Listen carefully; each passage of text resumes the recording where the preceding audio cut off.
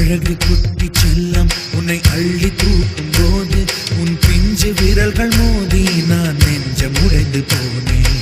ஆளை கடத்தி போகும் உன் கண்ண குழியின் சிரிப்பில் விரும்பி மாட்டிக்கொண்டு